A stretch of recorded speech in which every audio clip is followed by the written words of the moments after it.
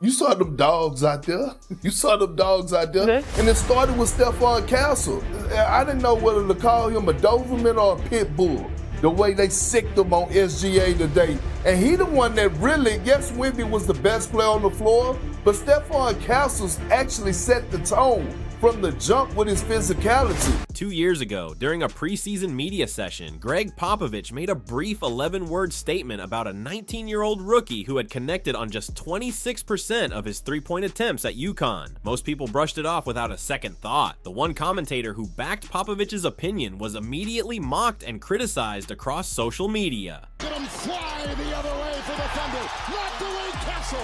Swats it away and out of bounds. Jump ahead to today. The Spurs are back in the Western Conference Finals for the first time since 2017. Victor Wembanyama has developed into exactly the kind of superstar many envisioned, while Dylan Harper has quickly become a major piece of San Antonio's future. And right in the middle of everything is Stephon Castle, quietly organizing, connecting, and keeping the team flowing. The same Stephon Castle who arrived in the NBA carrying questions about his jump shot, the same player scouts couldn't fully agree on, the same prospect many doubted could ever handle point guard duties full time. Now he's become the glue that holds everything together. When you watch this Spurs team operate, a lot of what you're seeing can be traced back to a belief that Greg Popovich had long before everyone else caught on. He saw something in Castle that many people missed. After drafting Wembanyama, San Antonio already had its centerpiece. They knew they possessed a franchise-changing talent, the type of player organizations spend decades searching for. But they also understood a reality that every rebuilding team eventually faces. One superstar alone isn't enough. A successful rebuild requires more than a foundation. It needs structure around it. Many franchises in that position start chasing another star through aggressive trades. The Spurs took a different path. During Wembanyama's rookie season, San Antonio finished 22-60, ending up with the league's 5th worst record. Lottery luck smiled on them once again, pushing them up to the 4th selection in the 2024 NBA draft. The challenge was that this draft looked completely different from the previous year's class. In 2023, there was no debate. Wembanyama had been viewed as the obvious top prospect for years. The 2024 class offered no such certainty. There was no universally accepted '1 player, no clear franchise savior, no prospect that everyone agreed on. Yet despite all the uncertainty, the Spurs had their target, Stephon Castle. The 6'6" guard was coming off a national championship season at UConn, where he played an important role in helping the Huskies capture back-to-back titles. His freshman numbers were solid: 11.1 points, 4.7 rebounds, and 2.9 assists per game, while shooting 47% from the field. Much of his profile looked like that of a future NBA starter, but every scouting report came back to the same concern: his shooting. Castle connected on just 26.7% of his three-point attempts at UConn. For a modern guard, that's the kind of statistic that immediately raises red flags. Opposing defenses routinely gave him space, daring him to shoot from deep, and he often struggled to punish them for it. There was another question hanging over his evaluation. Because UConn had an experienced, talent-rich roster, Castle spent much of the season playing away from the ball. Scouts rarely got the chance to see him consistently run an offense as the primary initiator. That created a difficult projection. Could he really become a lead guard at the NBA level? Could a player with those shooting numbers generate offense against the best defenses in the world? For many organizations, those concerns would have been enough to look elsewhere. The Spurs saw it differently. Rather than focusing on what Castle wasn't yet, they focused on what he could become. And with the 4th pick, they made their decision. Understanding Greg Popovich's reaction afterward is important. Throughout nearly 3 decades in San Antonio, Greg Popovich has never been known for handing out compliments freely. He doesn't praise players just to build confidence. He doesn't exaggerate potential. When Popovich speaks highly of a young player, people inside the league pay attention. So when Castle impressed during Summer League against Portland with 22 points, 5 rebounds, and 4 assists, Popovich's comments stood out. He praised Castle's maturity, his pace, his decision-making, his defensive instincts, and the way he welcomed physical play. Most importantly, he highlighted how naturally the rookie processed the game. For many coaches, those comments might have sounded routine. From Popovich, they carried weight. Then training camp arrived, and the praise only grew stronger. Popovich described Castle as mature beyond his years, intelligent, physically strong, and quick to learn. He repeatedly emphasized how comfortable Castle looked in different roles on the floor. And then came the statement that revealed exactly how San Antonio viewed him. According to Popovich, Castle could already play the 1, the 2, or the 3.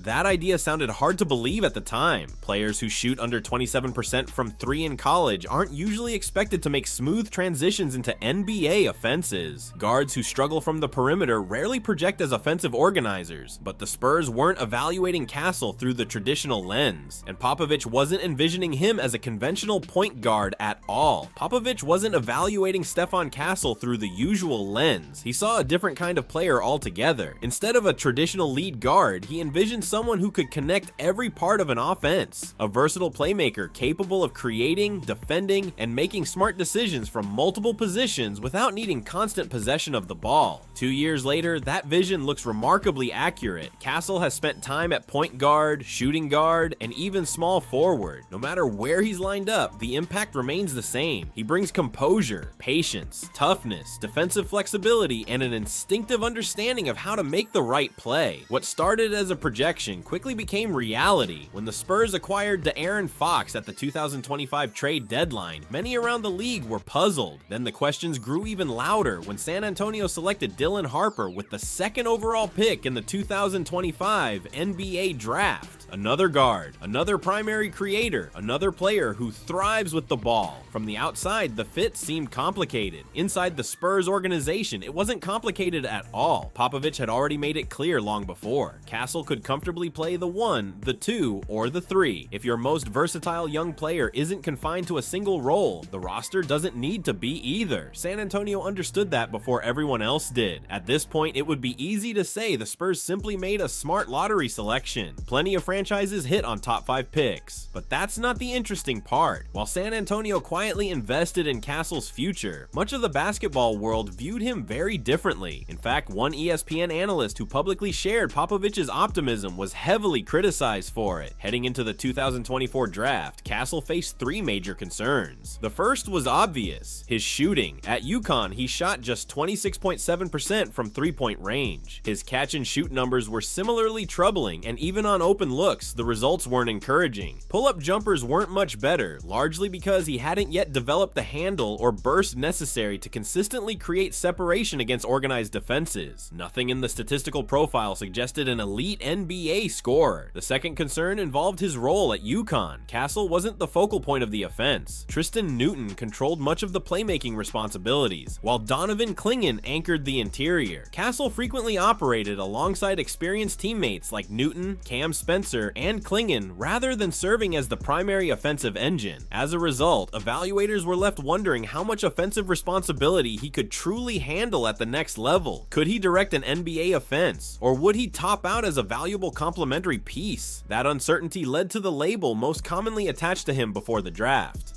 Swiss Army knife. A player with a broad skill set, useful in many areas, difficult to define. The challenge was that prospects with that description often end up becoming excellent role players rather than franchise cornerstones. Even scouting reports reflected that hesitation. One headline from The Ringer essentially summarized the debate: Stephon Castle can do a little bit of everything, but can he become a star? The player comparisons followed a similar pattern. Names such as RJ Barrett and Bruce Brown surfaced regularly. Quality NBA contributors, but not necessarily players teams build around. Some evaluators also drew parallels to Amon Thompson and Auser Thompson, though most agreed Castle didn't possess the same level of explosive athleticism. At the time, those concerns weren't unfair. The shooting numbers were real. The questions about offensive creation were valid. His role at UConn left plenty of room for interpretation. On paper, he looked more like a high-level connector than a future franchise guard. Yet that's exactly where Popovich's evaluation separated itself. While much of the basketball community focused on Castle's limitations, the Spurs concentrated on the qualities they believed would translate immediately. They weren't obsessing over what he lacked. They were investing in what he already did exceptionally well. And it wasn't just analysts expressing skepticism. Fans felt the same way, and nowhere was that more obvious than on draft night. During ESPN's broadcast, Jay Bilas made a comparison that instantly sparked debate across social media. He suggested that Stephon Castle had the potential to become a bigger version of Junior Holiday. The internet wasted no time reacting. 2-on-2. Castle off the backboard to Wembanyama. Junior Holiday had just finished one of the most celebrated stretches of his career. He played a crucial role in helping Boston capture its 18th championship in 2024, and a few years earlier, he had been an essential piece of Milwaukee's 2021 title run. Around the NBA, Holiday was respected as one of the league's premier defensive guards and the type of player who elevates everyone around him. So when Jay Bilas suggested that Stephon Castle could grow into a bigger version of that mold, it wasn't meant as criticism, it was meant as praise. The internet didn't see it that way. Social media immediately pushed back, reflecting the same doubts that had followed Castle throughout the draft process. Looking back from 2026, those reactions have aged poorly.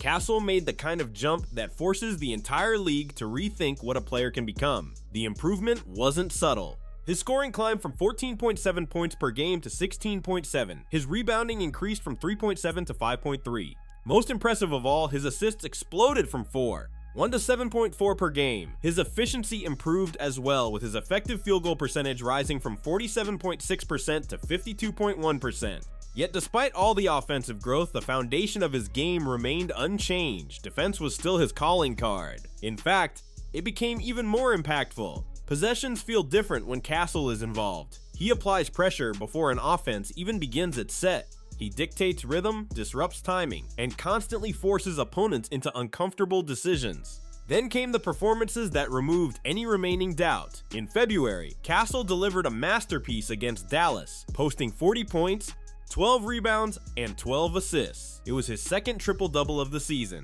By year's end, he had recorded 4 triple-doubles, matching the total Tim Duncan accumulated during his entire Hall of Fame career with the Spurs. Even the shooting concerns that once dominated every scouting report started fading. As a rookie, Castle connected on just 5% of his three-point attempts. By his second season, that number climbed to 33.2%. While still not elite, it had improved enough that defenses could no longer simply ignore him on the perimeter. Then the playoffs arrived. That's when the transformation became impossible to dismiss. Through the first 2 rounds, Castle knocked down 44% of his threes while averaging 4.5 attempts per game. Game 6 against Minnesota became the signature performance of his young career. He finished with 32 points, 11 rebounds, and 6 assists while knocking down 5 three-pointers. More importantly, the victory sent San Antonio to the Western Conference Finals for the first time since 2017. He followed that performance with another statement in Game 1 against Oklahoma City, recording 17 points and 11 assists. The achievement placed him second on the Spurs' all-time list for youngest players to record a playoff points assists double-double. The player he passed? Tony Parker. This wasn't a hot streak, this was development becoming reality. The prospect once questioned as a shooter, questioned as a creator, and questioned as a floor general was answering every criticism simultaneously. That's why the Junior Holiday comparison suddenly looks much more reasonable. If anything, Castle's trajectory may be pushing beyond it. And that's where the rest of the basketball world might owe San Antonio some credit. Because Greg Popovich identifying talent before everyone else isn't a surprise. It's one of the defining themes of the Spurs' dynasty. Take Manu Ginobili, for example. Back in 1999, San Antonio used the 57th overall pick on a little-known left-handed guard from Argentina. But the selection itself wasn't the most impressive part. The Spurs were investing heavily in international scouting years before most NBA teams fully appreciated its value. While others focused primarily on domestic prospects, San Antonio searched globally for hidden talent. That commitment eventually led them to Ginobili, and once Popovich watched him compete, he became convinced. He later described Manu as one of the most fearless competitors he had ever seen. The results spoke for themselves. From 2004 through 2011, Ginobili averaged 16.8 points, 4.2 assists, and 3.9 rebounds while helping deliver 4 championships to San Antonio. Eventually, he earned his place in the Hall of Fame. Then came Tony Parker, whose story nearly unfolded very differently. The Spurs selected Parker with the 28th pick in the 2001 NBA draft. Before that happened, however, Parker's first workout with the team reportedly went so poorly that Popovich wasn't eager to bring him back. Fortunately, general manager R.C. Buford and scout Sam Presti saw something worth pursuing.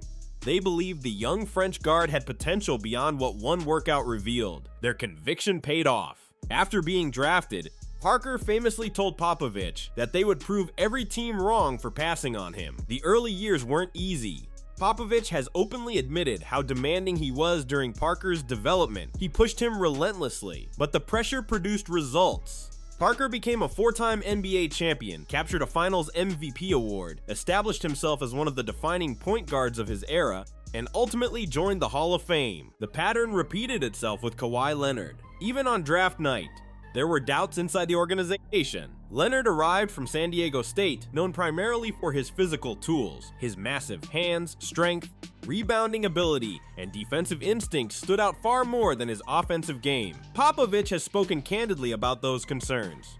At the time, Leonard wasn't viewed as a polished scorer, perimeter threat, or offensive centerpiece. He was simply a tough, athletic player with tremendous defensive potential. Still, San Antonio trusted its process. They drafted him and immediately began developing the weaknesses everyone else focused on. Much of that work fell to renowned Spurs shooting coach Chip Engeland, and that's when everything started to change. From the moment Kawhi Leonard arrived in San Antonio, Popovich gave him a clear mission: become the best defender in basketball. Not just a great defender, a transformational one. Popovich famously challenged him to become Bruce Bowen times 10. That comparison carried weight. Bowen was already one of the most respected perimeter stoppers the league had ever seen and had helped anchor 3 Spurs championship teams. Leonard didn't just meet that standard, he surpassed it. An NBA championship in 2014, another title with Toronto in 2019, 2 Finals MVP awards. A resume that will almost certainly end with a Hall of Fame induction. That's the blueprint San Antonio has followed for decades. Identify a unique trait, develop it relentlessly, and trust the long-term vision. It's the same approach they used when selecting Stephon Castle with the 4th pick in 2024. Manu Ginobili brought fearlessness. Tony Parker brought speed and creativity. Kawhi Leonard brought elite defensive instincts. Castle brought something different: versatility. While much of the basketball world tried to place him into a single category, Popovich saw a player capable of filling multiple roles from day one. He wasn't evaluating Castle as just a point guard or just a wing. He saw a 19-year-old with the intelligence, size, and skill set to impact games across 3 different positions. More importantly, he saw a perfect fit for the Spurs' read and react style of basketball. The one unfortunate twist is that Popovich hasn't been on the sideline to watch the entire story unfold. Just 5 games into Castle's rookie season, Greg Popovich suffered a stroke and stepped away from coaching duties. Yet even in his absence, the vision he laid out continues to come to life almost exactly as he predicted. What Popovich recognized wasn't simply a player, it was a framework. And that framework is a major reason San Antonio now possesses one of the most exciting young cores in the NBA. It starts with the partnership between Victor Wembanyama and Stephon Castle. The duo earned the nickname Area 51, a nod to their jersey numbers and Wembanyama's otherworldly reputation. Their chemistry clicked immediately. In the 1,156 minutes they've shared the floor this season, the Spurs have outscored opponents by 17.9 points per 100 possessions. To appreciate how impressive that is, consider some of the league's best duos. It's better than Nikola Jokic and Jamal Murray at plus 11.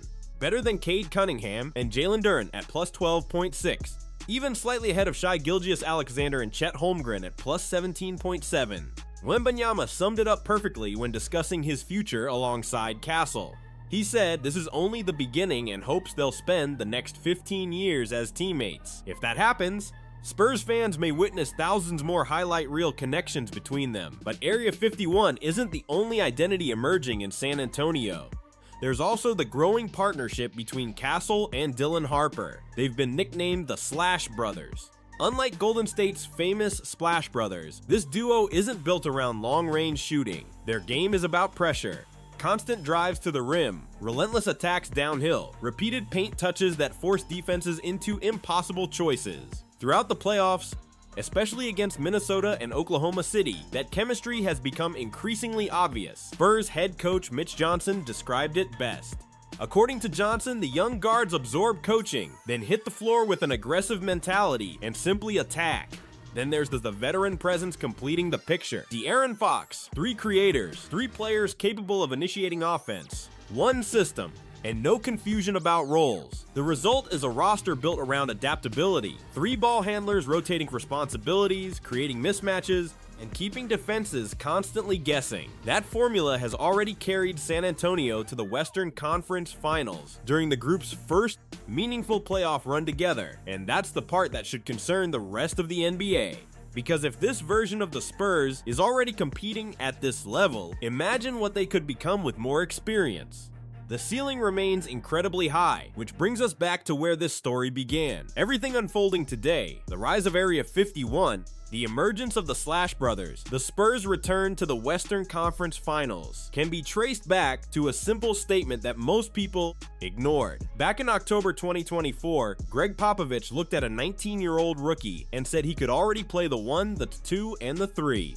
At the time, few people paid attention. Now it feels like another chapter in a familiar Spurs story. People doubted Manu Ginobili. People doubted Tony Parker. People doubted Kawhi Leonard. And now Stephon Castle is following a remarkably similar path. At some point, the basketball world has to acknowledge the pattern. When Greg Popovich sees something in a young player, history suggests it's worth listening. So what do you think? Can this Spurs group reach the NBA Finals during its first real postseason run together? Drop your thoughts in the comments below. And if you enjoyed this video, be sure to like, subscribe, and check out another video on your screen right now.